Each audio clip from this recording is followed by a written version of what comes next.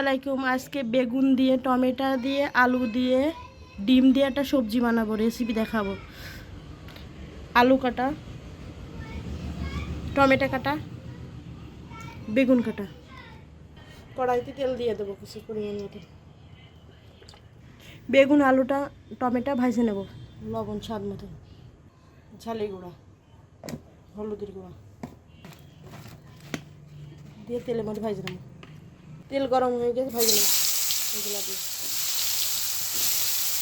টমেটোগুলো ভেজে নেব একসাথে,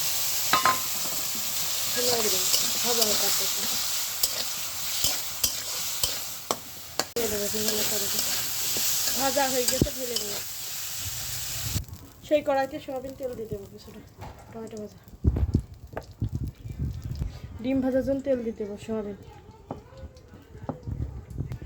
পেঁয়াজ কুচি, কাঁচামরিচ কুচি, রসুন কুচি, পেঁয়াজ বাটা, রসুন বাটা, জিরে বাটা, স্বাদ মতো লবণ, ঝালের গুঁড়া, হলুদের গুঁড়া, সামান্য ধনের গুঁড়া। মশলাগুলো কষানো হয়ে গেছে, দিয়ে দেবো বেগুনগুলো ভাজাগুলো, ডিমের মধ্যে লবণ দেবো, দিয়ে ফাটে নেব। তেলে গরম হয়ে গেছে, ডিমগুলো ভেজে নেব।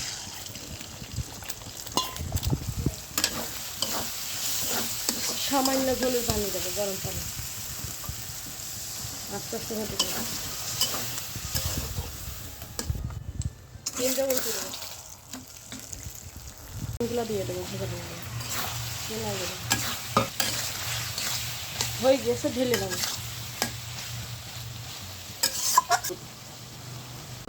ডিম দিয়ে টমেটো আলু রেসিপি রান্না। আমি আসসালামু